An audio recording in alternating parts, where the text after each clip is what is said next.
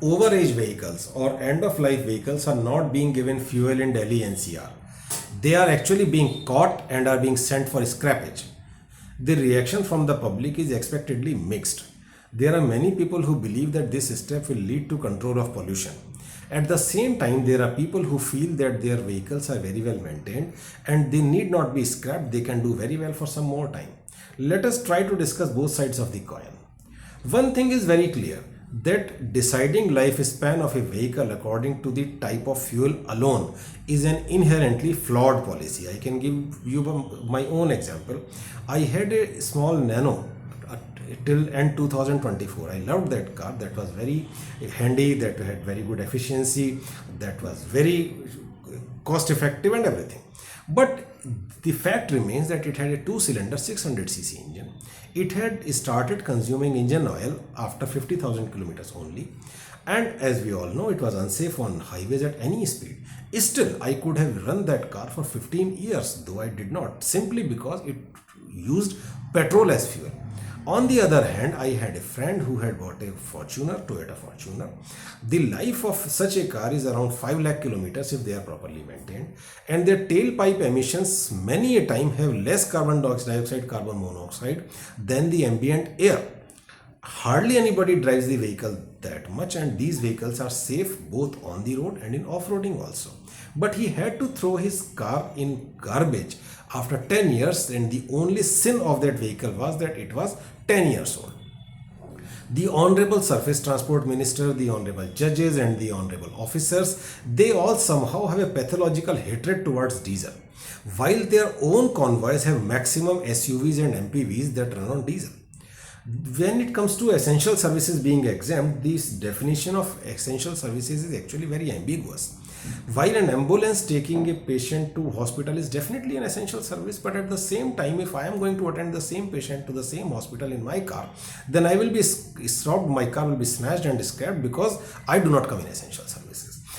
And I feel that somebody who is taking his family member to hospital for treatment, or is rushing to airport or to bus stand or to railway station to catch a train, or is going to an examination center, is also having critical work. This is also essential. So the definition is not very clear. There is one more problem. Even when it is said that the vehicle can be used for 10 or 15 years depending on the type of fuel that they are using, the duration is actually not that much. It is much less.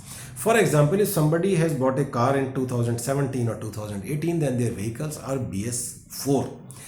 These vehicles are stopped from plying in the Delhi NCR for 2-3 months every year during winters because they are BS4, and at that time only BS6 vehicles are allowed.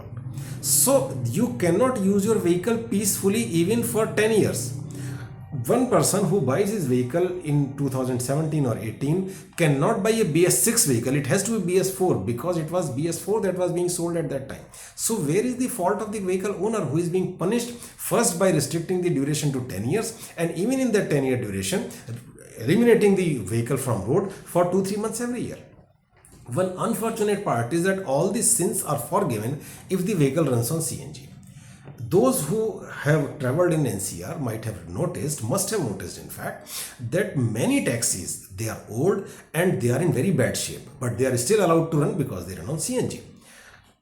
The petrol engine, when runs on CNG, has a shorter life, but they are allowed to run even when they have undergone overhauling for 2-3 times simply because they run on CNG. Logically, a CNG vehicle should be allowed a smaller lifespan as compared to their petrol or diesel counterparts because the lifespan is shorter if the vehicle is being used to CNG.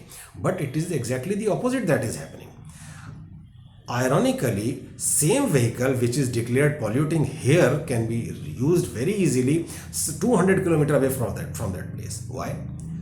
Do we want to turn these cities which today have breathable air also into gas chambers? Do we want the satellite cities also to get spoiled? Or the intention is that please pollute elsewhere, don't pollute this VIP city where all the ministers and all the officers and all the judges are living? One interesting thing, the old two-wheelers which are stolen and dismantled and their engines are used to make carts which are called jugaad are not stopped anywhere. You can see them ferrying passengers sometimes and otherwise carrying goods, And in most of the cities of NCR, nobody stops them. So it is the legal vehicle which is in trouble, not the illegals. As we can see, there are many politicians who are vehemently opposing this move. But the opposition from politicians does not mean that this step is wrong, because we have politicians who support illegal infiltrators from other countries. There are politicians who support encroachment on government land. So opposition by politicians does not mean that this step is wrong. If we see the other side of the coin, then every vehicle must have a finite life. In most of the cases, the newer models of any vehicle, they are more fuel efficient and they are equipped with more safety features, undoubtedly. If we see vehicles which are 20-25 years old, then forget ABS or airbags, they might not even be having a left wing mirror. Most of these vehicles, if not all, they are bought at dirt cheap prices. Most of the time without even legal transfer of ownership, because the papers are incomplete. Their number plates many times are rusted and are unreadable. Sometimes their bodies are in bad shape. They have sharp edges from broken panels that can hurt the pedestrians. These vehicles, the older vehicles, definitely are less fuel efficient and undoubtedly they are more polluting. My car is very well maintained and is not non-polluting, can run for another 5 years, is one assessment that can be very subjective. Nobody has been seen to admit that he is actually driving trash. Even the Fiat taxis of Mumbai, when they were phased out, at that time the drivers insisted that their vehicles are very well maintained. They are running well for last 25, 30, 35 years. On the other hand, the road testers, the professional vehicle testers, they always said that these vehicles are unsuitable for human transport at any speed. Therefore, there should be a sensible finite life for any vehicle. And the scrappage afterwards should be safe in such a way that most of the materials can be recycled.